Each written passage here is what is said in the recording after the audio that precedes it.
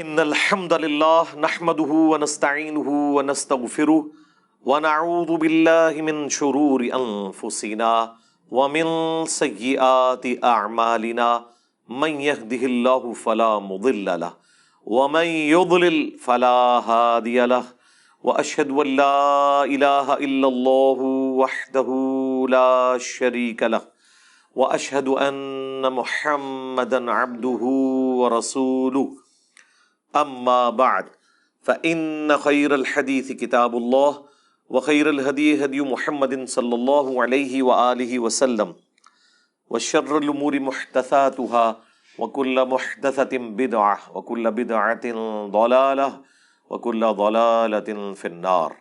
أعوذ بالله السميع العليم من الشيطان الرجيم من همزه ونفخه ونفثه. بسم الله الرحمن الرحيم. رب اشرح لي صدري ويسر لي امري واحلل عقدة من لساني يفقهوا قولي. بسم الله الرحمن الرحيم. ان الله وملائكته يصلون على النبي يا ايها الذين آمنوا صلوا عليه وسلموا تسليما. اللهم صل على محمد وعلى آل محمد كما صليت على إبراهيم وعلى آل إبراهيم إنك حميد مجيد. اللهم بارك على محمد وعلى آل محمد كما باركت على إبراهيم وعلى آل إبراهيم إنك حميد مجيد. اللهم ربنا آتنا في الدنيا حسنة وفي الآخرة حسنة وقنا عذاب النار. ربنا آتنا من لدنك رحمة وهيئ لنا من أمرنا رشدا. لا إله إلا أنت سبحانك إني كنت من الظالمين. حسبنا الله ونعم الوكيل. يا حي يا قيوم برحمتك أستغيث ولا حول ولا قوة إلا بالله العلي العظيم. آمين. الحمدللہ آج 26 جون 2022 کو سنڈے کے دن قرآن کلاس نمبر 123 کی اسٹوڈیو ریکارڈنگ ہونے جا رہی ہے. سورۃ الاعراف کی آیت نمبر 138 سے انشاءاللہ ہم سٹارٹ لیں گے. اعوذ باللہ من الشیطان الرجیم. بسم اللہ الرحمن الرحیم. وجاوزنا ببنی اسرائیل البحر، اور ہم نے پار اتارا بنی اسرائیل کو سمندر سے، یعنی وہ جو سمندری جھیل تھی جب وہ مصر سے نکلے شام کی طرف، راستے میں جو سمندری جھیل عبور کی معجزانہ طور پر لاٹھی کے ذریعے اللہ تعالیٰ نے سمندر میں راستہ بنا دیا. یہ کئی ایک سمندری جھیلیں تھیں جنہیں بعد میں جوڑ کر نہر سوئز بنا دی گئی ہے. یہ عام جھیلیں نہیں تھیں، سمندری جھیلیں تھیں.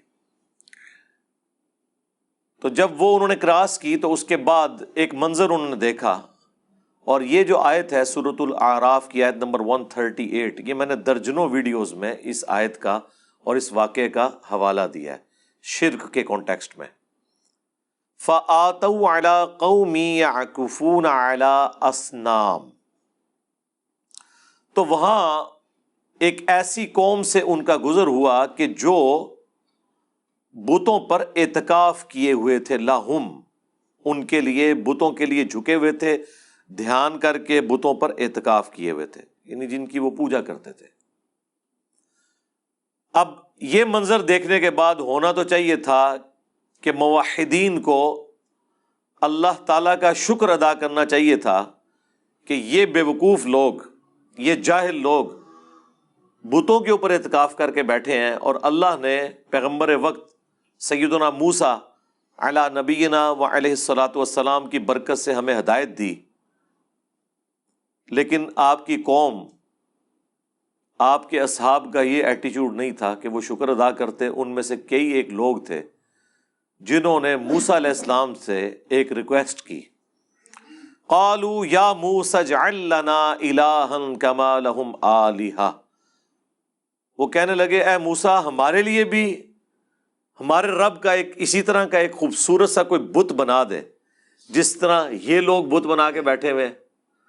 اندازہ کریں وہ ایمان، انبیاء کی دعوت، توحید اور پیغمبر بھی دنیا میں موجود، دھری کی دھری رہ گئی۔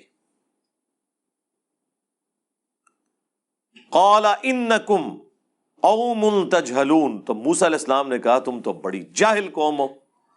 اب موسیٰ علیہ السلام کا جو مزاج تھا اس میں تو یہ بڑا چھوٹا فتویٰ ہے، اس سے بڑا فتویٰ آنا چاہیے تھا، لیکن پیغمبر آخری درجے تک کوشش کرتے ہیں کہ معاملات کو پازیٹیولی ہینڈل کیا جائے تاکہ مزید بگاڑ پیدا نہ ہو، اس لیے انہوں نے کہا تم تو بڑے جاہل لوگ ہو۔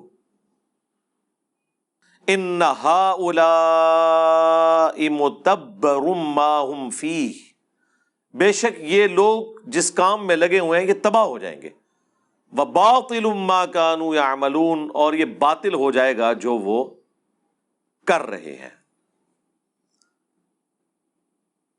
یہ جو واقعہ ہے اس کا ذکر اشارتاً ایک حدیث میں ملتا ہے، جامعہ ترمذی کی حدیث جو مشکات المصابیح میں بھی موجود ہے۔ غزوہ حنین کے موقع پر نبی علیہ السلام ایک ایسی جگہ سے گزرے جہاں پر ایک درخت تھا جسے ذات انوات کہا جاتا تھا، اس کے ساتھ مشرکین عرب اپنی تلواروں کو، نیزوں کو ٹچ کیا کرتے تھے، اور ان کا یہ عقیدہ تھا کہ جو اس درخت کے ساتھ اس طرح کا ٹچ کر لے گا اس کو جنگ میں فتح ہوگی۔ تو نبی علیہ السلام جب وہاں سے گزرے تو آپ کے بھی ساتھیوں نے، چند ایک لوگوں نے کہا یا رسول اللہ آپ بھی ہمارے لیے کوئی ایک ایسا درخت مقرر کر لیں کہ جس سے ہم فیض حاصل کریں، تبرک حاصل کریں۔ تو نبی علیہ السلام کو جلال آیا، آپ نے کہا سبحان اللہ، اللہ پاک ہے۔ اس میں معذوف تھا عما یشرکون، ہر اس شرک سے جو لوگ اس کی طرف منسوب کرتے ہیں۔ آج تو تم نے وہی بات کر دی جو موسیٰ کے ساتھیوں نے کی تھی جب وہ سمندری جھیل سے پار لگائے گئے۔ اتنا بڑا معجزہ انہوں نے دیکھا، اتنا بڑا قدرت کا معجزہ دیکھنے کے بعد، اللہ کا معجزہ دیکھنے کے بعد بجائے اللہ کی طرف رجوع لاتے وہ، اور پھر نبی علیہ السلام نے سورۃ الاعراف کی یہی آیت پڑھی 138، وَجَاوَزْنَا بِبَنِي إِسْرَائِيلَ الْبَحْرَ فَأَتَوْا عَلَىٰ قَوْمٍ يَعْكُفُونَ عَلَىٰ أَصْنَامٍ لَهُمْ۔ آج تو تم نے وہی بات کر دی جو موسیٰ کے ساتھیوں نے کی تھی کہ ہمارے لیے ایک بت مقرر کر دیں، ہم اس کی پوجا کریں، اللہ کے لیے دھیان کریں اس کے اوپر۔ اب مجھے بتائیں کیا صحابہ کرام یہ کہہ رہے تھے کہ ہم نے اس درخت کی پوجا کرنی ہے؟ لیکن نبی علیہ السلام نے کس چیز کو کس کے ساتھ جوڑا؟ کیونکہ آپ امام الموحدین تھے کہ کسی بھی چیز کے ساتھ کوئی ایسا عقیدہ وابستہ کرنا کہ وہ آپ کو نفع یا نقصان دے سکتی ہے، یہ شرک کی طرف لے جانے والی چیز ہے۔ اسی کے کانٹیکسٹ میں وہ حدیث ہے بخاری اور مسلم کی کہ حضرت عمر نے کہا اے حجر اسود تو ایک پتھر ہی ہے، نہ کسی کو نفع دے سکتا ہے نہ نقصان، اگر میں نبی کو نہ دیکھتا کہ وہ تمہیں چوم رہے ہیں صلی اللہ علیہ وآلہ وسلم، میں تمہیں چومتا بھی نہ۔ عقیدہ سمجھا دیا۔ تو نبی علیہ السلام نے بھی یہاں پر اس درخت کو بت کے ساتھ تشبیہ دی، حالانکہ وہ اس درخت کے سامنے جھکنے کا نہیں کہہ رہے تھے، صرف اپنے ہتھیار ٹچ کرنے کا برکت کے لیے۔ پھر آپ نے فرمایا تم بھی اگلے لوگوں کے طریقوں پر چل پڑو گے، یعنی جس طرح بنی اسرائیل تھیندے تھیندے تھیں گئی تھی نا، آہستہ آہستہ شرک میں مبتلا ہو گئے، تمہارے اندر بھی یہ خرابیاں آئیں گی۔ اب یہ ایک پورا ٹاپک ہے، اور جو بخاری مسلم کی حدیث ہے مجھے تم سے شرک کا خوف نہیں، بس وہ آدھی حدیث ہی پڑھتے ہیں، اس کے اوپر میں نے پوری ویڈیو ریکارڈ کروا دی ہے، اس میں نے یہ حدیث کور کی تھی، جسے شوق ہے تو وہ 1 گھنٹے کا لیکچر دیکھ لے۔ مجھے اپنے بعد تم سے شرک کا خوف نہیں، یہاں پر آپ نے یہ فرمایا، اور بخاری اور مسلم میں اس کا آخری والا حصہ بھی موجود ہے، جو ترمذی میں تو بس اتنا ہی ہے، بخاری اور مسلم میں یہ الفاظ ہیں تم بھی اگلے لوگوں کی پیروی شروع کر دو گے، قدم بقدم بالشت بر بالشت، حتیٰ کہ اگلے لوگوں میں سے کوئی گوہ کے سوراخ میں داخل ہوا تم بھی وہی کام کرو گے۔ صحابہ نے پوچھا یہ اگلے لوگوں سے مراد کیا یہود و نصارہ ہیں؟ تو آپ نے فرمایا اگر وہ لوگ مراد نہیں تو اور کون سے لوگ مراد ہیں؟ اور یہاں اسپیسیفکلی اگلے لوگوں کے طریقے پہ چلنے سے مراد عقیدے کی خرابی تھی، نہ کہ اعمال کی خرابی، یعنی وہ شرک کی طرف لے جانے والی چیز کیونکہ یہ حدیث جو ہے نا وہ بریلوی علماء کہتے ہیں اس سے مراد یہود و نصارہ کا فیشن ہے کہ تم بھی وہی فیشن شروع کر دو گے. تو پھر ہم نے ان سے کہا تھا رکو ذرا، صبر کرو، اس کا شان ارشاد ہم آپ کو بتاتے ہیں کہ بخاری اور مسلم کی یہ حدیث ترمذی میں اور مشکات میں مکمل موجود ہے، جہاں پر ذات انوات ایک درخت تھا جس کے ساتھ مشرکین عرب اسلحہ لٹکایا کرتے تھے برکت کے لیے. اس موقع پر نبی علیہ السلام نے فرمایا تھا جب آپ کے ساتھیوں نے یہی کام کرنے کی ریکویسٹ کی، اور حضور تو ایک سٹیپ آگے گئے، آپ نے تو کہا تم نے تو قوم موسیٰ والا کام کر دیا ہے کہ انہوں نے بت مانگ لیا تھا اللہ کا، تم نے بھی یہ سمجھ لو یہ بت ہی مانگ لیا. یار جس پیغمبر کی سینسٹیوٹی کا یہ لیول ہو توحید کے بارے میں، اس کی امت توحید کے معاملے میں کیجول ہو جائے، میری سمجھ سے تو باہر ہے. یہ کیسے ہو سکتا ہے؟ باقی جس نے تفصیل دیکھنی ہے، میری ایک اور ویڈیو ہے وسیلے کے نام پر دھوکہ. اس کے علاوہ ایک ویڈیو ہے توحید سے متعلق 10 دھوکے، اور جتنے یہ دھوکے دیتے ہیں نا آؤٹ آف کانٹیکسٹ چیزیں پیش کر کے ایک ایک کا میں نے جواب دیا ہے الحمدللہ. اب موسیٰ علیہ السلام ظاہر ہے ان کے لیے تو ایک بڑی تکلیف دہ چیز تھی. قال اغیر اللہ ابغیکم الہا وہو فضلکم علی العالمین. موسیٰ علیہ السلام کہنے لگے کیا میں اللہ کے سوا کوئی اور رب تمہارے لیے تلاش کروں، کوئی معبود تلاش کروں؟ اللہ اکبر. حالانکہ اس نے تمہیں تمام جہان والوں پر فضیلت دی ہے، اس نے تمہیں تمام جہان والوں پر فضیلت دی، اور تمہارا حال یہ ہے کہ جس برائی کے اندر باقی لوگ مبتلا ہیں تم بھی وہی برائی کر رہے ہو. اس سے یہ بات بھی پتہ چلی کہ فضیلت کا مطلب یہ نہیں ہے کہ انسان الٹے کام کرنا چھوڑ دے گا. کہتے ہیں نہیں جو کچھ بھی ہے تیرے محبوب کی امت سے ہے، اور رزلٹ یہ نکالتے ہیں کہ چونکہ نبی علیہ السلام کو اللہ نے تمام پیغمبروں پر اور آپ کی امت کو اگلی امتوں پہ فضیلت دی ہے، لہٰذا بس یہ نسبت کافی ہے. جناب نسبت تو یہاں بھی دیکھ لیں، اس زمانے میں بنی اسرائیل کو اللہ نے تمام جہان والوں پر فضیلت دی تھی، ہزاروں پیغمبر ان میں آئے، اور موسیٰ علیہ السلام کہہ رہے ہیں کہ تم لوگ اس طرح کی حرکتیں کر رہے ہو حالانکہ جہان والوں پر اللہ نے تمہیں فضیلت دی. یعنی کرتوت اپنے دیکھو. تمہیں تو اللہ کا گواہ بن کے توحید کے لیے کھڑا ہونا چاہیے تھا. اب موسیٰ علیہ السلام نے اللہ تعالیٰ کے احسانات انہیں گنوائے، اور یہ پیغمبروں کی عادت ہوتی ہے، قرآن کا بھی اسلوب یہ ہے کہ جب کسی کی اصلاح کرنی ہو تو اسے پھر احسانات گنوائے جاتے ہیں کہ تیرے ساتھ یہ کیا، یہ کیا، یہ کیا، تم لوگوں نے اینڈ پہ آ کے گند کر دیا. اتنا کچھ دیکھ کے 300 سال کی غلامی سے بنی اسرائیل کو اللہ نے نجات دی، اور اس کے اگینسٹ تم نے یہ کیا ہے کہ تم نے ابھی سمندر بھی اس معجزے کی وجہ سے کراس کیا، اور کراس کرتے ہی دوبارہ سے شرک کی طرف بھاگنے لگے ہو. پیغمبر ابھی فوت نہیں ہوئے، دنیا میں موجود ہے. وَإِذْ أَنْجَيْنَاكُمْ مِنْ آلِ فِرْعَوْنَ، وہ وقت یاد کرو جب اللہ نے تمہیں فرعونیوں سے نجات دی. یسومونکم سوء العذاب، جو تمہیں بڑا سخت عذاب دیتے تھے. غلام بنایا ہوا تھا، اور یہ کوئی تھوڑے بندے نہیں تھے، 6 لاکھ غلام تھے، 6 لاکھ، سب کے سب غلام. یقتلون ابناءکم، جو قتل کرتے تھے تمہارے بیٹوں کو. ویستحیون نساءکم، اور عورتوں کو زندہ چھوڑ دیتے تھے. اچھا اس میں بعض لوگ پوچھتے ہیں کہ اگر یہی کرتے تھے تو ان کی نسل آگے کیسے چلی؟ تھوڑا عرصہ کے لیے حرکت کرتے تھے، اس میں کچھ مکمل طور پہ تو نہیں ہوتا تھا، کوئی انٹرنیٹ کا ڈیٹا نہیں تھا، کوئی آن لائن سسٹم نہیں تھا، کہیں پتہ چل گیا کہیں نہیں پتہ چلا، اس طرح معاملات ملے جلے چلنا شروع ہو جاتے تھے. وَفِي ذَلِكُمْ بَلَاءٌ مِّن رَبِّكُمْ عَظِيمٌ، اور اس میں تمہارے رب کی طرف سے بہت بڑی آزمائش تھی تم پر. رب کی طرف سے اس لیے کہ اللہ تعالیٰ چاہتا تو فرعون کو کھلی چھٹی نہ دیتا. یہ نہیں ہے کہ اللہ نے فرعون کو حکم دیا کہ تو یہ کر ان کے ساتھ، یہ مطلب نہیں ہے اس کا. وَوَاعَدْنَا مُوسَىٰ، ثلاثین لیلہ. اب ایک اور اہم ترین واقعہ آ رہا ہے. جب کوہ طور پر موسیٰ علیہ السلام گئے، 30 دن کا وعدہ تھا موسیٰ علیہ السلام کے ساتھ. انیشلی 30 دن تھا، باقی اللہ تعالیٰ بونس کے طور پہ جتنا دے دے وہی اللہ نے ذکر کیا ہے. وَأَتْمَمْنَاهَا بِعَشْرٍ، پھر ہم نے اسے مزید 10 راتیں عطا فرما دی.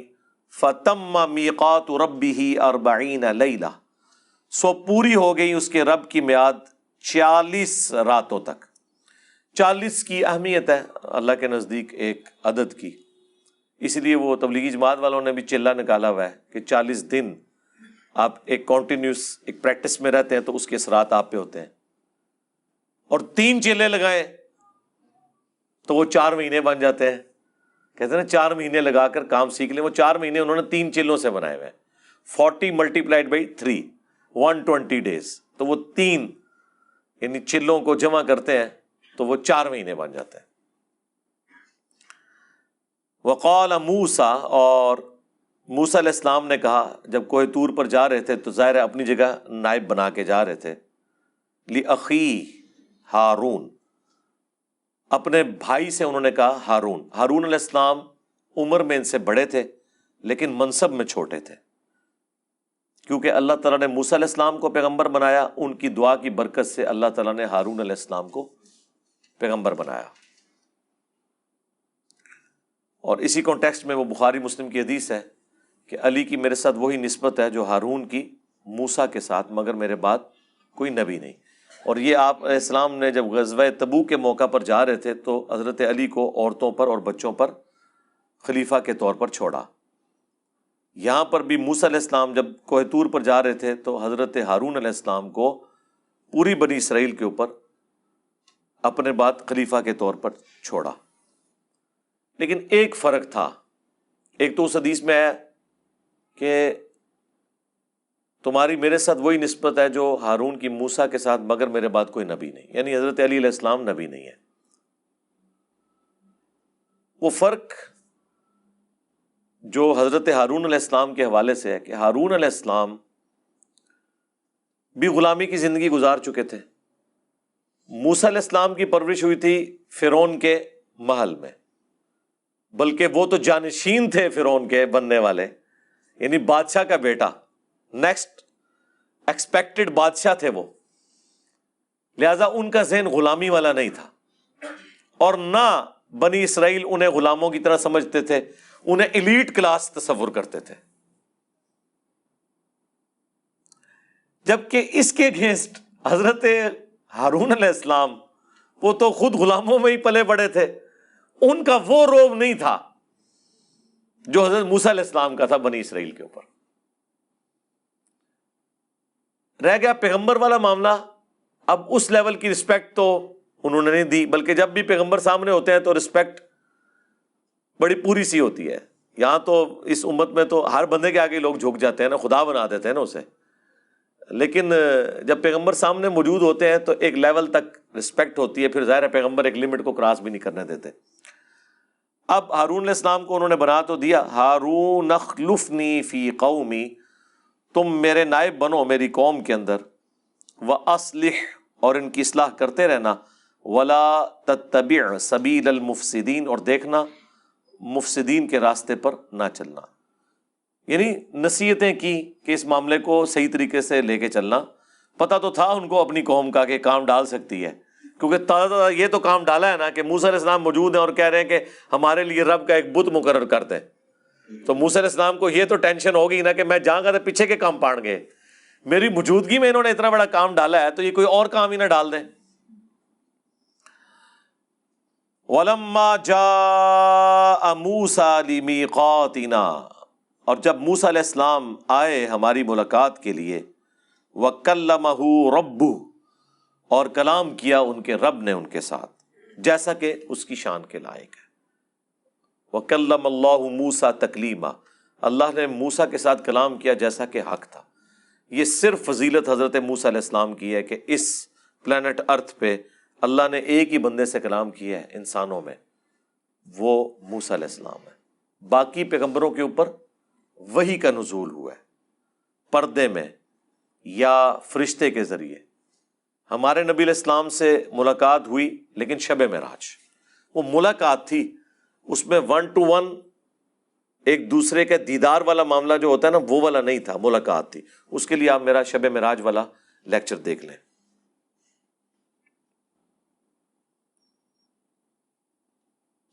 اب جب ملاقات ہوئی تو ان کے رب نے جب ان سے کلام کیا تو ظاہر ہے 40 دن تک آپ کی اللہ کے ساتھ گفتگو ہو رہی ہو. اب یہ گفتگو کا موڈ کیا تھا؟ جیسے ایک انسان دوسرے سے بولتا ہے جس میں الفاظ ہوتے ہیں، آواز ہوتے ہیں، نہیں، اس کی کیفیت نہیں بیان ہوئی. تو اب اتنا عرصہ بندہ 40 دن تک باتیں کرتا رہے تو فرینکنس کا لیول آپ سوچ سکتے ہیں. تو انہوں نے عرضی ڈال دی ساتھ ہی، قال ربی ارنی انظر الیک، کہا ہے میرے رب میری خواہش ہے تو مجھے اس قابل کر دے کہ میں تجھے دیکھ لوں. قال لن ترانی، بالکل اسٹریٹ فارورڈ جواب، تم ہرگز مجھے نہیں دیکھ سکتے. یعنی اس دنیا میں اللہ کا دیدار پاسبل نہیں ہے. یہ اللہ تعالیٰ نے اپنی ڈیسٹنی میں مقرر کر لیا. آپ کہتے رہے بزرگوں کو اتنی دفعہ دیدار ہوا تو اتنی دفعہ دیدار ہوا، وہ آپ کہانیاں کرواتے رہے، وہ آپ کی اپنی مرضی ہے. موسیٰ علیہ السلام کو ایسا کوئی پیکج آفر نہیں ہوا. وَلَٰكِنِ انظُرْ إِلَى الْجَبَلِ، لیکن تم پہاڑ کی طرف دیکھو. فَإِنِ اسْتَقَرَّ مَكَانَهُ، اگر یہ اپنی جگہ پر ٹھہرا رہا، فَسَوْفَ تَرَانِي، تو پھر تم بھی سوچنا کہ اللہ کو دیکھ لو گے. یعنی ڈائریکٹ اللہ تعالیٰ نے تجلی ان کو اپنی نہیں دکھائی دیدار، بلکہ اللہ تعالیٰ نے ذرا سی تجلی فرمائی پہاڑ کے اوپر. اب وہ سنیں کیا حال ہوا ہے. فَلَمَّا تَجَلَّى رَبُّهُ لِلْجَبَلِ، جب اللہ تعالیٰ نے جو اس کی شان کے لائق ہے اپنی تجلی، روشنی، نور ڈالا پہاڑ پر، جَعَلَهُ دَكَّا، تو وہ پہاڑ ریزہ ریزہ ہو گیا. وَخَرَّ مُوسَىٰ صَعِقًا، اور موسیٰ علیہ السلام بے ہوش ہو گئے. اللہ کو دیکھ کر نہیں، اس پہاڑ کی حالت دیکھ کر بے ہوش ہو گئے. یہ اللہ تعالیٰ کی انڈائریکٹ تجلی کا ان کے اوپر یہ اثر ہوا. اسی کانٹیکسٹ میں آپ وہ ذرا آیت بھی یاد کر لیں سورۃ الحشر کی، لو انزلنا هذا القرآن على جبل لرأيته خاشعا متصدعا من خشیت اللہ، اگر قرآن کو ہم پہاڑ پر نازل کرتے تو وہ پھٹ جاتا اللہ تعالیٰ کی خشیت کی وجہ سے. کیونکہ قرآن اللہ کی صفت ہے. اللہ کی صفت ظاہر ہے، جب اللہ کی صفت ہے تو اس کی کوالٹیز بھی خدا والی ہیں. اللہ کی صفت ہے نا. یہ تو نبی علیہ السلام کو اللہ نے یہ اعجاز دیا ہے کہ ان کے سینے پر قرآن نازل ہوا. اللہم صلی علی محمد وعلی آل محمد. اب بے ہوش ہو گئے موسیٰ علیہ السلام. فلما افاق، جب انہیں افاقہ ہوا. یہ اردو میں بھی لفظ استعمال کرتے ہیں، دوائی کے بعد کہتے ہیں نا فاقہ جے ہون، یہ عربی دا لفظ ہے افاقہ، ٹھیک ہے. لیکن اردو میں میرا لئے افاقہ جب لکھتے ہیں تو چھوٹی ہے ساتھ ویسے ہی لگا دیتے ہیں، ٹھیک ہے نا. یہ لفظ آفاق ہے جب وقف کریں تو. جب انہیں افاقہ ہوا، قال سبحانک، انہوں نے کہا یا اللہ تو پاک ہے. تبت الیک، میں تیری طرف رجوع لاتا ہوں، توبہ کرتا ہوں. وانا اول المؤمنین، سب سے پہلے میں مومن ہوتا ہوں. اب یعنی اللہ تعالیٰ نے فرمایا تھا نا کہ تو مجھے دیکھ نہیں سکتا، اس کے اگینسٹ جو کچھ ہوا اس پر انہوں نے اپنی اس خواہش کے اظہار کے اوپر بھی توبہ کر لی. یہ ایک شریف النفس انسان کی، ایک نیک انسان کی، جبکہ وہ پیغمبر بھی ہے، یہی خوبی ہے. قال یا موسیٰ، اللہ تعالیٰ نے فرمایا اے موسیٰ، انی اصطفیتک علی الناس برسالاتی، بے شک میں نے تجھے چن لیا ہے تمام لوگوں پر اپنی رسالت کا پیغام پہنچانے کے لیے، یعنی بنی اسرائیل کے اوپر. وبکلامی، اور اپنے کلام کے ساتھ خاص. فخذ ما آتیتک وکن من الشاکرین، تو جو کچھ اب میں تمہیں دینے لگا ہوں اسے مضبوطی سے پکڑ لینا اور شکر گزار بندوں میں شامل ہونا۔ وہی اللہ تعالیٰ نے تورات عطا فرمائی، تختیوں پر پتھر نما سلیں تھیں جن کے اوپر وہ لکھی ہوئی تھی۔ وَكَتَبْنَا لَهُ فِي الْأَلْوَاحِ، ہم نے لکھ دی موسیٰ کے لیے تختیوں میں، مِن كُلِّ شَيْءٍ مَوْعِظَةٍ، ہر طرح کی نصیحت، وَتَفْصِيلًا لِكُلِّ شَيْءٍ، اور ہر چیز کی تفصیل۔ اب یہی وہ ایک معجزانہ اپروچ ہے جس کی طرف بنی اسرائیل نبی علیہ السلام کو بھی کہتے تھے کہ آپ کے اوپر آسمان سے کیوں نہیں ایسی کتاب نازل ہوئی؟ موسیٰ علیہ السلام کو تو اللہ تعالیٰ نے تختیوں پر دی تھی لکھی ہوئی۔ اب یہ ہمارے نبی علیہ السلام کے کیس میں قرآن جو ہے اللہ کا کلام سینے پر نازل ہوا، یہ ایک یونیک چیز ہے، اور سرکمسٹانسز کے اوپر نازل ہوا، اور 23 سال تک مسلسل آلموسٹ نازل ہوتا رہا۔ باقی کتابیں سلیبس کی فارم میں ہیں، قرآن سلیبس کی فارم میں نہیں ہے، حالات و واقعات کے مطابق ہے۔ اللہ کے علم میں تو ہے، بل ہوا قرآن مجید فی لوح محفوظ، لیکن اس کا ٹیسٹ یہ ہے کہ صحابہ کرام کے ہر مشکل وقت میں یا اچھے وقت میں اللہ کی طرف سے آیات نازل ہوتی تھی، مسلسل اللہ اور بندے کا ایک رشتہ قائم رہا۔ یعنی غزوہ بدر کی کمنٹری آئی ہے سورۃ الانفال میں، غزوہ احد کی کمنٹری سورہ آل عمران میں، غزوہ خندق کی کمنٹری سورہ الاحزاب میں، غزوہ تبوک کی تفصیلی کمنٹری سورہ التوبہ میں۔ اس کے علاوہ بھی حالات و واقعات کے مطابق قرآن نازل ہوتا تھا۔ کوئی غلطی ہوئی ہے تو اس کی ریمیڈی آ گئی ہے۔ یہ ایک جو خوبی تھی نا، اس کی وجہ سے ایک یہ بانڈ بڑا مضبوط ہے، اور نبی علیہ السلام کی یہ خوبی اگلی کتابوں میں بھی رپورٹ ہوئی تھی۔ آج بھی آپ جو انجیل مقدس ہے، جو تورات اور انجیل کا ایک سمجھ لیں اکٹھا انہوں نے انارکلی لاہور بائبل سوسائٹی نے پرنٹ کی ہوئی ہے، اس میں بھی آپ جو گاسپل آف جان ہے، یوحنا کی انجیل، وہ والا جو چیپٹر ہے، اس میں آپ چیپٹر نمبر 18 میں چلے جائیں تو وہاں پہ حضرت عیسیٰ علیہ السلام نبی علیہ السلام کی جو خوبی بیان کرتے ہیں، اسی طریقے سے موسیٰ علیہ السلام جو خوبی بیان کرتے ہیں ڈیٹرونومی میں، وہ یہی ہے کہ اللہ تعالیٰ ان کے منہ میں اپنا کلام ڈالے گا۔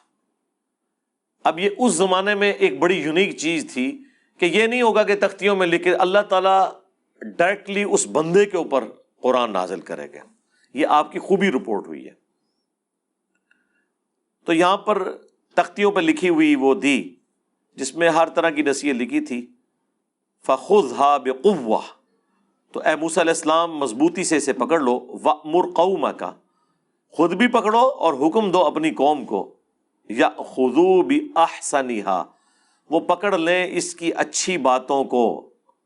یعنی اس میں جو بھی باتیں، ساری باتیں ہی اچھی ہیں، لیکن اس کا بھی جو سب سے بہترین پہلو ہے نا، اس کی طرف وہ ایمفسائز کریں۔ سَأُرِيكُمْ دَارَ الْفَاسِقِينَ، ان قریب میں تمہیں دکھاؤں گا نافرمانوں کا شہر یا ان کے رہنے کی جگہ۔ اب اس سے مراد یعنی ان قریب تمہیں شام تک پہنچا دوں گا جہاں پر اس وقت نافرمان لوگ آباد ہیں، اور الٹیمیٹلی اللہ تعالیٰ تمہیں فتح دے گا کافروں پر، اور سرزمین شام جو حضرت ابراہیم علیہ السلام کا مسکن ہے وہ تمہیں واپس مل جائے گی۔ لیکن وہ تو پھر آپ کو پتہ ہے جو کچھ ہوا، جہاد سے ہی منکر ہو گئے، پھر 40 سال تک کے لیے اللہ نے سرائے سینہ میں انہیں بھٹکنے دیا۔ پھر وہاں جو نئی نسل پیدا ہوئی، انہوں نے پھر اس وقت جو پیغمبر تھے یوشع ابن نون، ان کی سرکردگی میں جہاد کیا اور اللہ تعالیٰ نے پھر کامیابی دی۔ بہرحال موسیٰ علیہ السلام تو اسی دوران سرائے سینہ میں ہی فوت ہو گئے۔ آپ سے پہلے حضرت ہارون علیہ السلام بھی فوت ہو گئے، ان کی قبریں اسی صحرا میں بنی، کوئی مزار نہیں بنا جی، ہاں وہ گمنام قبریں ہیں۔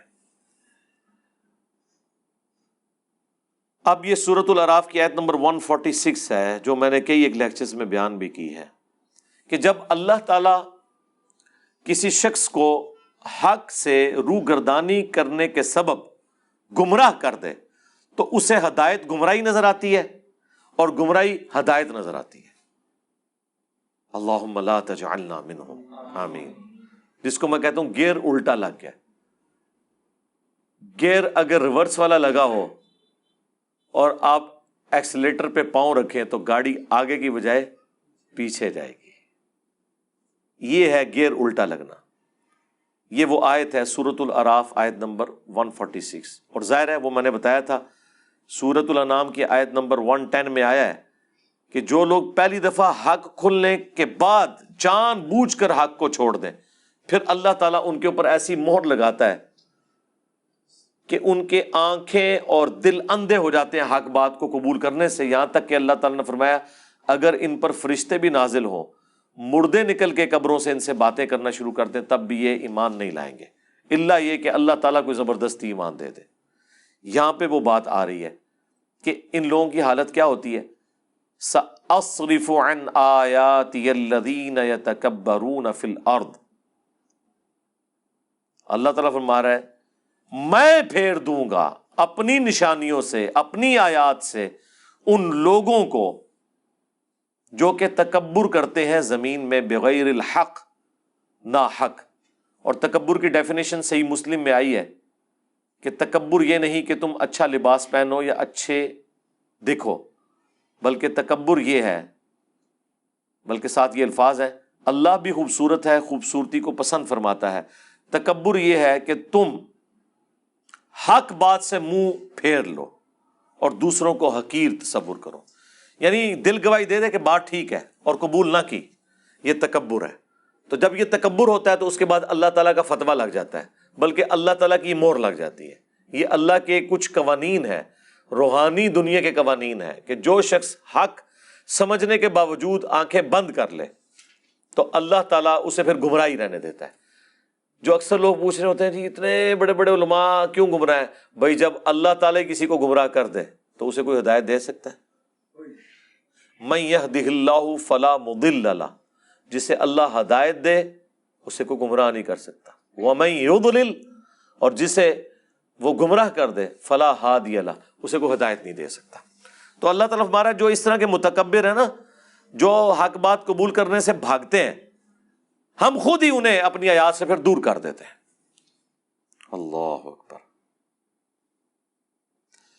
وَإِن يَرَوْا كُلَّ آیَةٍ لَا يُؤْمِنُوا بِهَا، اگر وہ ہر ایک نشانی، ہر معجزہ، منہ مانگا معجزہ بھی دیکھ لیں تب بھی ایمان نہیں لے کے آئیں گے. اللہ اکبر. وَإِن يَرَوْا سَبِيلَ الرُّشْدِ، اگر وہ ہدایت کا راستہ دیکھ بھی لیں، اب انہیں نظر بھی آ رہا ہے ہدایت کا راستہ ہے، لا يَتَّخِذُوهُ سَبِيلًا، اسے اپنا راستہ ہی نہیں بنائیں گے.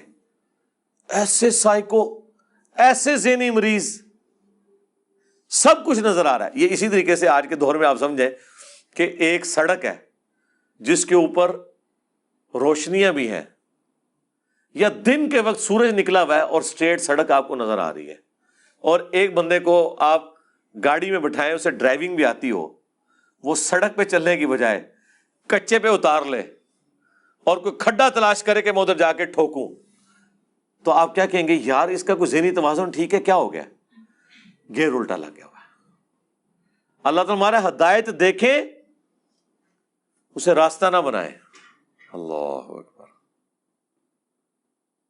وَإِن يَرَوْا سَبِيلَ الْغَيِّ، اور اگر گمراہی کا راستہ دیکھ لیں تو گڈی جا کے ٹھوک دینا تھے. يَتَّخِذُوهُ سَبِيلًا، تو اسے اپنا راستہ بنا لیں. ذَلِكَ بِأَنَّهُمْ كَذَّبُوا بِآيَاتِنَا، یہ اس لیے ہوا کہ انہوں نے ہمارے روشن دلائل کو، آیات کو، نشانیوں کو جھٹلا دیا تھا. اور جھٹلانا پتہ کیا ہوتا ہے؟ جب پتہ چل جائے کہ یہ ٹھیک ہے. یہ اگنورنس نہیں ہے. جھٹلانا ایک پتہ چل گیا کہ قرآن میں لکھا ہے ایاک نعبد و ایاک نستعین. یار دنیا کا کون سا انسان ہے، مسلمان ہو یا غیر مسلم، جو اس کے مطلب میں سے یا شیخ عبد القادر جیلانی نکال لے؟ لیکن پھر بھی وہ نکالے تو پھر کیا ہوگا؟ پھر اللہ تعالیٰ کی ڈیوائن مور، ختم اللہ علی قلوبہم وعلی سمعہم وعلی ابصارہم غشاوہ. مور لگ جاتی ہے دلوں کے اوپر، آنکھوں کے اوپر، دل کے اوپر، کانوں کے اوپر. وَكَانُوا عَنْهَا غَافِلِينَ، اور وہ غافل ہی رہے. بے توجہی انہوں نے برتی اللہ تعالیٰ کی آیات کے ساتھ، اس طرف توجہ نہیں دی. والذین کذبوا بآیاتنا، اور جنہوں نے ہماری آیات کو جھٹلایا، ولقاء الآخرہ، اور آخرت کی ملاقات کو، حبطت اعمالہم، ان کے اعمال ضائع ہو گئے. اللہ اکبر. یعنی کوئی اگر انہوں نے دنیا میں نیک کام، اکثر لوگ پوچھتے ہیں نا جی فلاں غیر مسلم میں بڑے اچھے کام کر رہا ہے، جی دنیا میں اللہ اس کی تعریف کروا دے گا، آخرت میں اس کے لیے کوئی اجر نہیں ہے جس نے اللہ ہی کو نہ پہچانا. یار ایک شخص نے ہاتھیوں پہ 40 سال لگا دیے، ہاتھی پیدا کرنے والے کو نہیں پہچانا. کروکوڈائل کے اوپر 30 سال صرف کر دیے، اس کی عادتیں بھی نوٹ کی، ایک ایک چیز، ایک ایک سین کو فلمانے کے لیے کئی کئی ہفتے کیمرے لگا کے رکھے، لیکن اس طرف اس نے توجہ بھی نہ کی کہ اس کو کسی نے بنایا ہے. تو اس کا انجام ایسے ہی ہونا چاہیے. لوگ کہتے ہیں جناب 60 سال کی شرک والی زندگی کے اگینسٹ ہمیشہ کی جہنم کیوں ہے؟ جی ہمیشہ کی جہنم ہی ہونی چاہیے. دنیا میں اگر کوئی چیز اگنور نہیں ہونی چاہیے تھی نا تو وہ خدا کی ذات تھی. آپ خود لاجیکلی دیکھ لیں، یعنی دنیا میں جیسے انسان شعور سنبھالتا ہے تو وہ سوچتا نہیں ہے میں کہاں سے آیا ہوں، مجھے کس نے بنایا، اگر اس نے بنایا تو کیوں بنایا.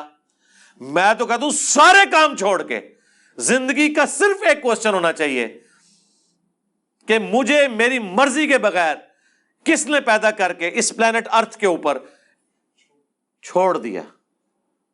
پہلے تو میں اسے تلاش کروں، باقی کام تو چھوڑ دو. جیسے کسی شخص کو سمندر میں پھینک دیا جائے نا تو اس کا پہلا اور آخری مقصد یہ ہے کہ میں تیر کے کنارے تک پہنچوں.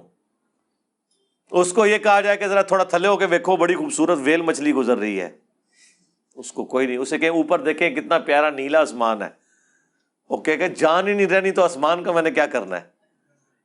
سمندر کی لہریں کتنی خوبصورت ہیں، کچھ نظر نہیں آئے گا. آپ کو میں دنیاوی زندگی سے ایک اور مثال دیتا ہوں.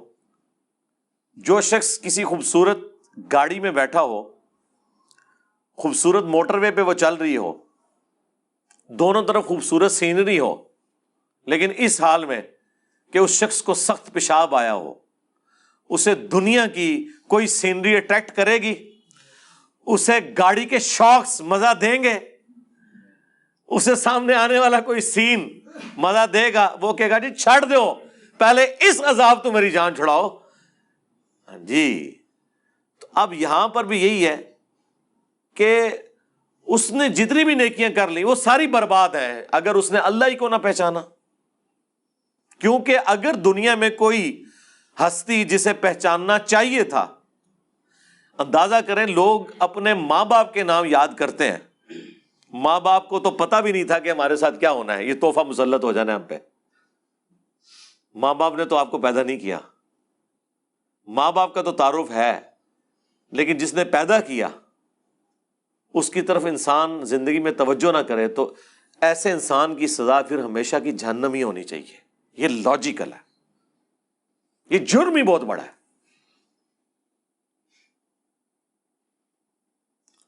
هل یجزون الا ما كانوا يعملون، انہیں بدلہ نہیں دیا جائے گا مگر انہی اعمال کا جو انہوں نے کیے ہوں گے. یعنی جس نے اچھے اعمال کیے ہیں اچھے عقیدے کے ساتھ اس کا انجام اچھا ہوگا، جس نے برے اعمال کیے ہیں اس کا انجام برا ہونے والا ہے. اب ایک اور واقعے کی طرف اشارہ ہے جو تفصیل کے ساتھ سورہ قصص میں آئے گا، سامری جادوگر سے متعلق. کچھ حصہ یہاں پہ ہے، باقی تفصیل وہاں پر ہے، اس کے لیے آپ میری ویڈیو بھی دیکھ لیں. بنی اسرائیل کا جادوگر سامری، کچھ حصہ یہاں پر ڈسکس ہو رہا ہے. وَاتَّخَذَ قَوْمُ مُوسَى مِن بَعْدِهِ مِن حُلِيِّهِمْ عِجْلًا، موسیٰ علیہ السلام کی قوم نے موسیٰ علیہ السلام کے کوہ طور پر جانے کے بعد زیورات کے ذریعے ایک بچھڑا بنا لیا. یعنی وہ قوم کے زیورات گرم کر کے ایک جگہ جمع کیے. یعنی وہ جو بت تھا نا، وہ جو انہوں نے اعتکاف کیے ہوئے لوگوں کو دیکھا تھا، وہ ان کے دماغ سے بت نکلا نہیں ہے. موسیٰ علیہ السلام نے تو نہیں ان کو بنا کے دیا، انہوں نے کہا چلو سی آپ بنا لینے، پھر اون بنا لگے جے، کام پان لگے جے بنا. جسد اللہ خوار، جو ایک محض ڈھانچہ تھا لیکن اس میں سے آواز نکلتی تھی. وہ آواز کیسے نکلتی تھی وہ وہاں پہ تفصیل آئے گی آگے جا کے کہ سامری جادوگر نے حضرت جبرائیل علیہ السلام کو دیکھ لیا تھا. ان کے قدموں کے نیچے سے ایک مٹی انہوں نے خاک کی بھر کے اس نے اس میں ڈالی, اور ظاہر ہے وہ اللہ نے آزمائش ہی کرنی تھی نا, چیک کرنا ہے نا. اس امت میں دجال چیک نہیں ہو رہا ہوگا کہ ماتھے پہ کافر لکھا ہوا ہوگا پھر بھی لوگ مان رہے ہوں گے, ٹھیک ہے نا. تو اللہ تعالیٰ ہمارا الم یروا انہ لا یکلمہم ولا یہدیہم سبیلا. انہوں نے اتنی بھی عقل استعمال نہیں کی, کیا انہوں نے نہیں دیکھا کہ نہ تو وہ کوئی بات کر سکتا ہے اور نہ کوئی ہدایت کا راستہ دکھا سکتا ہے.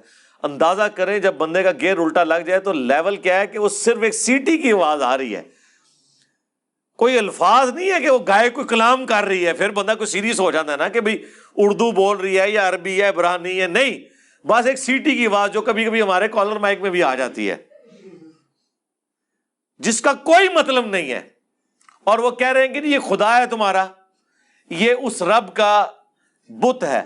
تو اللہ تعالیٰ ہمارا کہ اتنی انہوں نے عقل نہیں استعمال کی کہ اگر بت ہے تو اسی سے پوچھ لیں کہ بھئی تو بت ہے تو ایک دفعہ تو ہی مجھے کلمہ پڑھا دے, تو گائے کلمہ ہی پڑھا دے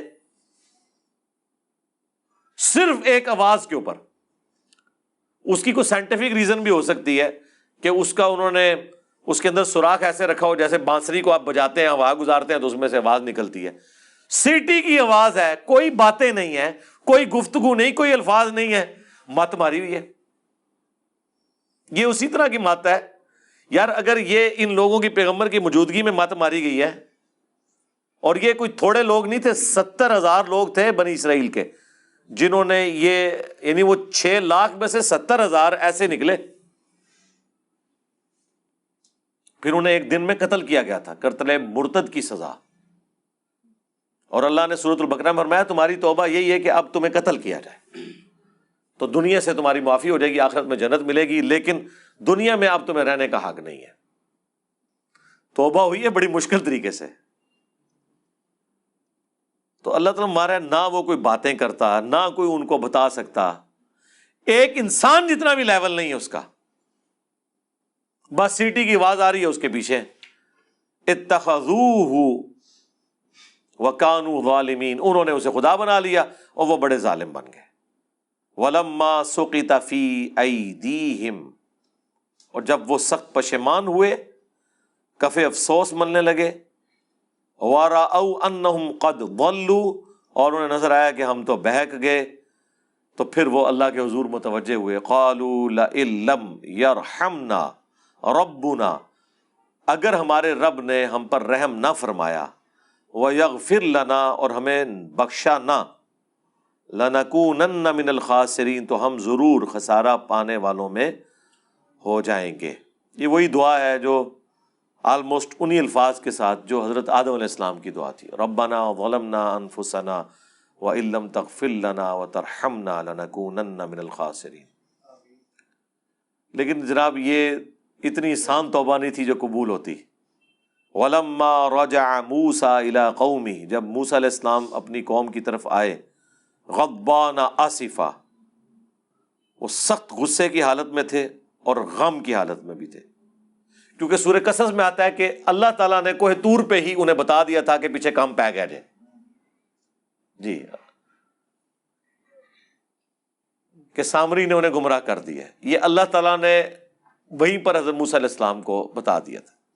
اب وہ آئے ہیں غصے میں, غصہ بھی ہے اور غم بھی ہے. قال بئس ما خلفتمونی من بعدی, پہلا تو غصہ نکالا اپنے بھائی پہ.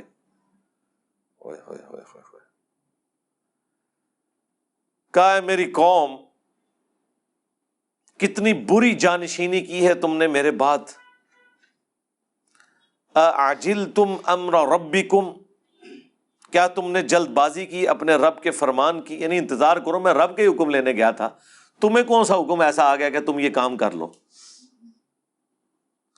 وَأَلْقَى الْأَلْوَاحَ وَأَخَذَ بِالرَّأْسِ أَخِي, انہوں نے وہ تختیاں پھینک دی زمین پر.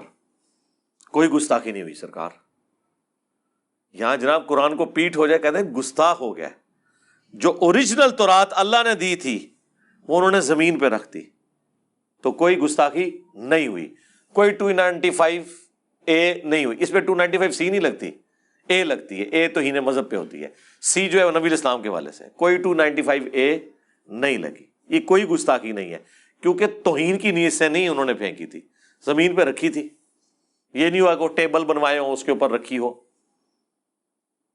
یہ میں آپ کا دماغ بھی ساتھ ساتھ کھولتا ہوں۔ بہتر ہے آپ ڈیسک کے اوپر رکھیں، وہ ہمارا بھی یہ عقیدہ ہے۔ ابو داؤد میں حدیث ہے، نبی الاسلام کو جب تورات لا کے پیش کی گئی تو اپنے پیٹھ کے نیچے سے آپ نے تکیہ نکال کے تورات اس کے اوپر رکھی تھی، رسپیکٹ دی تھی۔ لیکن اگر کوئی زمین پہ بھی رکھ جاتا ہے تو یہ کوئی ایسی بات نہیں ہے کہ جس کے اوپر کوئی کفر کا فتویٰ اس کے اوپر لگ جائے گا، جب تک کہ اس کی توہین کی نیت نہ ہو۔ قالین بچھا ہوا ہے، آپ قرآن بڑے سائز کا، آپ کے پاس کوئی ڈیسک نہیں ہے، کتنی دیر آپ جھولی میں اٹھائیں گے؟ درد ہو جائے گا۔ زمین پہ رکھ کے اگر پڑھ رہے ہیں کوئی حرج نہیں ہے، لیکن کسی کے سامنے نہ پڑھنا۔ ہاں، وہ گارنٹی میں نہ دینا تھانوں۔ تسی آیتاں حدیثاں دکھاندے رہ جاؤ گے، وہ کدھر آیتیں حدیثیں ماننے والے ہیں، وہ چھوڑیں گے ہی نہیں۔ تختیاں پھینک دی اور حضرت ہارون علیہ السلام کو انہوں نے سر کے بالوں سے پکڑ لیا اور کھینچا۔ وَأَخَذَ بِرَأْسِ أَخِيهِ يَجُرُّهُ إِلَيْهِ، اپنی طرف پکڑ کے کھینچا۔ دوسری جگہ آتا ہے داڑھی بھی کھینچی، اس سے وہ مٹھی داڑھی بھی ثابت کرتے ہیں، کہتے ہیں چھوٹی چھوٹی رکھی ہوتی تو کھینچی نہ جاتی۔ واقعی بات صحیح ہے، مٹھی دے ہوئے گی نا، یعنی ہاتھ تو مٹھی داڑھی پہ ہی پڑتا ہے نا، چھوٹی داڑھی سے ہاتھ نہیں سی پہنا۔ بال وہ داڑھی اگر ان کی چھوٹی بھی ہوتی، سر کے بال تو تھے نا، وہ پکڑ کے انہوں نے بالوں سے کھینچا۔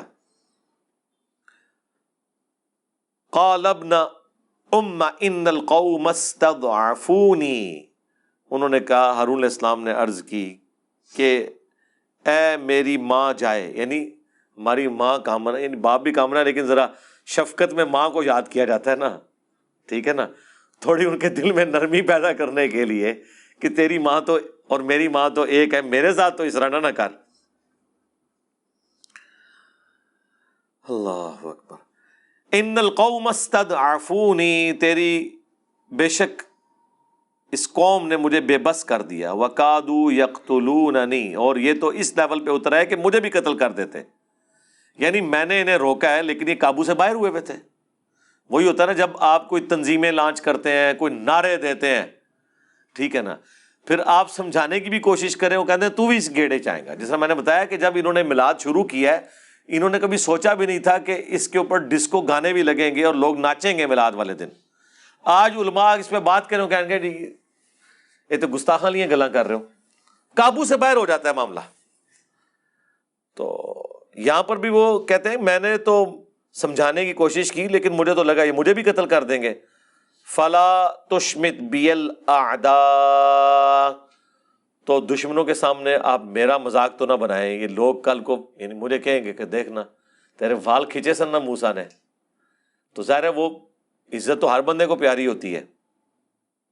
وَلَا تَجْعَلْنِي مَعَ الْقَوْمِ الظَّالِمِينَ، اور مجھے اس قوم کے ساتھ تو شمار نہ کریں۔ میں نے یعنی انہیں روکا بھی تھا، یہ نہ سمجھیں کہ میں نے انہیں منع نہیں کیا یا میں نے اس سسٹم کا حصہ بن گیا ہوں، میں نے تو ان کو اپنی طرف سے روکنے کی پوری کوشش کی تھی۔ دوسری جگہ آتا ہے کہ حضرت موسیٰ علیہ السلام نے کہا کہ تجھے پتا چلا تھا انہوں نے کام ڈال دیا، تو پیچھے آ جاتا میرے، تو ان کا پیچھے آ جاتا تو یہ کوئی تھوڑے بہت جو سنبھالے ہوئے تھے یہ بھی جاتے رہتے۔ ابھی دیکھیں سنبھال تو لیے نا، 6 لاکھ میں سے 70,000 ہی گئے نا، ٹھیک ہے نا۔ تو وہ کہنے لگے کہ اگر میں آپ کے پاس آ جاتا تو آپ نے کہنا تھا کہ قوم کو اسی حالت میں چھوڑ کے آ گیا، تو میں اس لیے نہیں آپ کے پاس آیا۔ اپنی طرف سے انہوں نے صحیح ڈیسیژن کیا۔ قال رب اغفر لی ولاخی، تو انہوں نے دعا کی موسیٰ علیہ السلام نے، اے رب میرے بخش دے مجھے بھی اور میرے بھائی کو بھی۔ اب اندازہ کریں نہ ان کی غلطی نہ بھائی کی غلطی، لیکن اللہ کی شناخت رکھنے والے لوگ کتنے اللہ سے ڈرتے ہیں، ٹھیک ہے۔ غلطی قوم نے کی ہے، معافیاں وہ اپنے لیے پہلے مانگ رہے ہیں، یعنی جتنا اللہ تعالیٰ کا کسی کو تعارف ہوتا ہے نا اتنا ہی وہ گاڈ اورینٹڈ ہوتا ہے۔ وَأَدْخِلْنَا فِي رَحْمَتِكَ، اور داخل کر ہمیں اپنی رحمت میں، وَأَنْتَ أَرْحَمُ الرَّاحِمِينَ، اور بے شک تو سب سے بڑھ کر رحم فرمانے والا ہے۔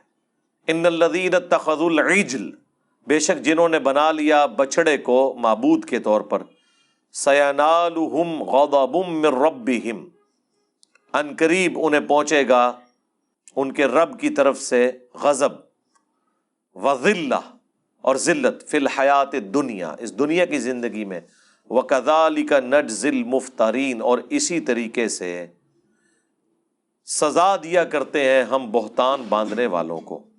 اور وہ پھر ڈیٹیل سورہ قصص میں آتی ہے کہ ایک تو وہ اس کی راکھ بنا دی بچھڑے کی حضرت موسیٰ علیہ السلام نے، اور پھر سامری کو کہا کہ تیری سزا یہ ہے کہ تو لوگوں سے یہ کہا کرے گا کہ مجھے ٹچ نہ کرو، کیونکہ اس سے جو بھی اس کے قریب آتا تھا یا اسے ٹچ کرتا تھا اسے بخار ہو جاتا تھا، یعنی پھر وہ عوام الناس میں نہیں رہ سکتا تھا، اور اسی حال میں اس کی موت ہوگی۔ یہ اللہ کی طرف سے اس پہ عذاب نازل ہوا۔ والذین عملوا السیئات، اور جنہوں نے کیے برے کام، ثم تابوا من بعدها، اور پھر اس کے بعد توبہ کر لی، وآمنوا، اور ایمان لے آئے، صحیح طریقے والی توبہ کی اور بات مان لی، ان ربک من بعدها لغفور الرحیم، بے شک تیرا رب اس کے بعد ان کے لیے غفور الرحیم ہے۔ یہ جو میں اکثر کہتا ہوں نا کہ زبانی کلامی توبہ نہیں، صحیح والی توبہ۔ اللہ نے فرما دیا کہ میں نے توبہ قبول کس کی کرنی ہے، کہ وہ جو گناہ کرنے کے بعد رجوع لے آئے اور پھر ایمان لے آئے، یعنی کہ پھر وہ اپنے آپ کی اصلاح کر لے، اس کے بعد تیرا رب ضرور بخشنے والا مہربان ہے۔ اور سورہ النحل میں تو آتا ہے اس کے بعد اپنی اصلاح کر لے تو اپنے رب کو غفور رحیم پائے گا۔ وَلَمَّا سَكَتَ عَن مُوسَى الْغَضَبُ، اور جب موسیٰ علیہ السلام کا غصہ ٹھنڈا ہوا، اخذ الالواح، تو انہوں نے تختیاں اٹھائیں۔ آئے تو وہ تختیوں کی تعلیم دے رہے تھے، لیکن آگے ایک پوری گیم ہی پلٹی ہوئی ہے۔ خیر پھر وہ جب ان کا غصہ ٹھنڈا ہوا، سارے معاملات طے پا گئے، تو پھر اب انہوں نے تختیاں اٹھائیں۔ وفی نسختها ہدی ورحمہ، اس میں تحریر تھی ہدایت اور رحمت کی، للذین هم لربہم یرہبون، ان لوگوں کے لیے جو اپنے رب سے ڈرتے ہیں۔ واختار موسیٰ قومہ 70 رجلا لمیقاتنا، اور چن لیا موسیٰ نے اپنی قوم کے 70 آدمی ہم سے ملاقات کے لیے۔ یہ بھی انہوں نے ایک خواہش ظاہر کر دی تھی، وہ سورہ ال عمران میں، سورہ النساء میں بھی آیا کہ ہمیں اللہ تعالیٰ سے ملاقات کروا دیں جس طرح کی ملاقات آپ نے کی ہے۔ خیر وہ پھر 70 بندے چنے گئے کہ یہ جائیں گے اللہ سے ملاقات کرنے کے لیے، باقیوں کا ایمان انہی کے اوپر ڈیپینڈنٹ ہوگا۔ اندازہ کریں، اتنا کچھ دیکھ کے بھی ابھی تسلی نہیں ہو رہی۔ فلما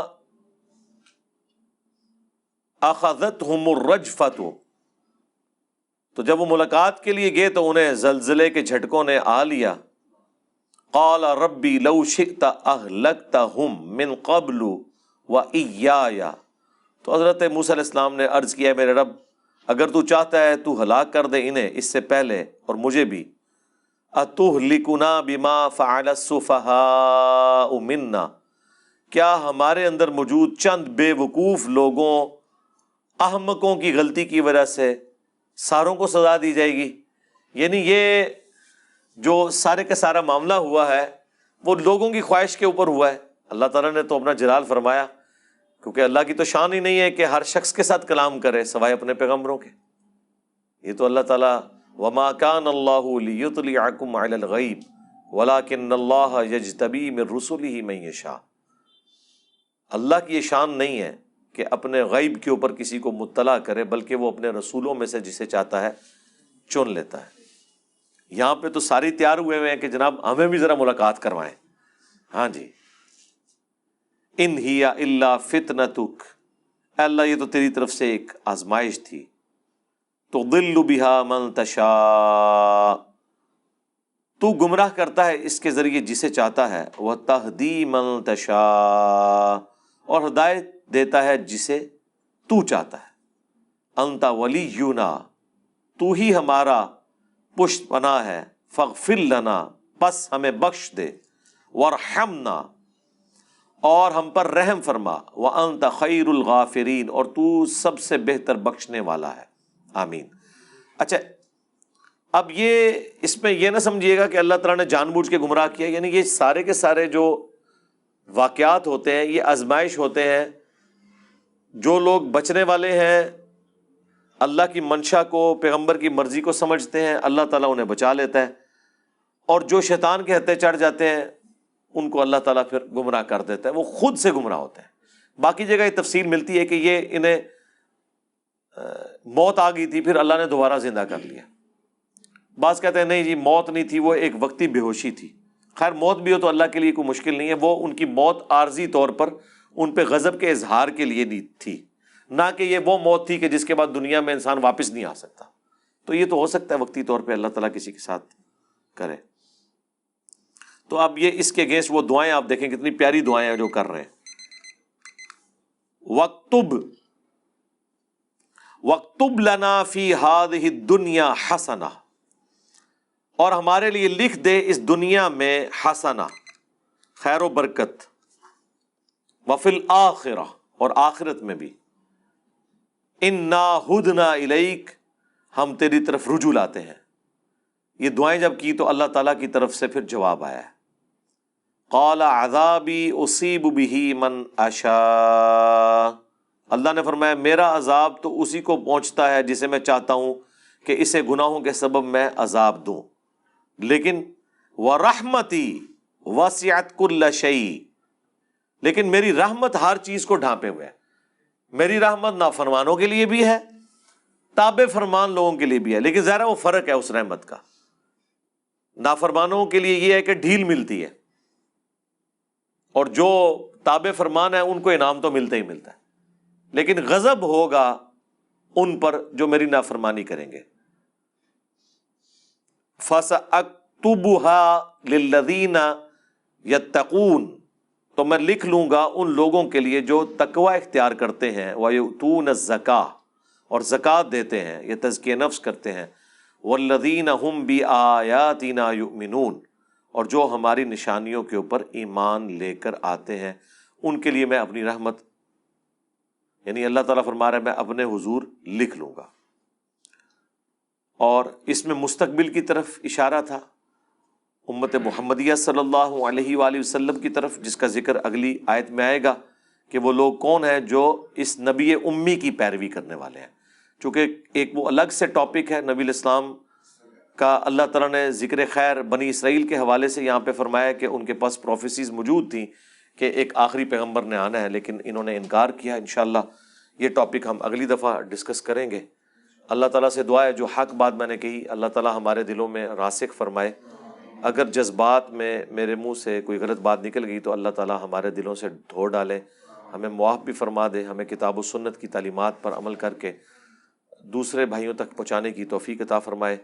سبحانک اللہم و بحمدک، اشہد ان لا الہ الا انت، استغفرک و اتوب الیک، وما علینا الا البلاغ المبین۔ جزاکم اللہ خیرا۔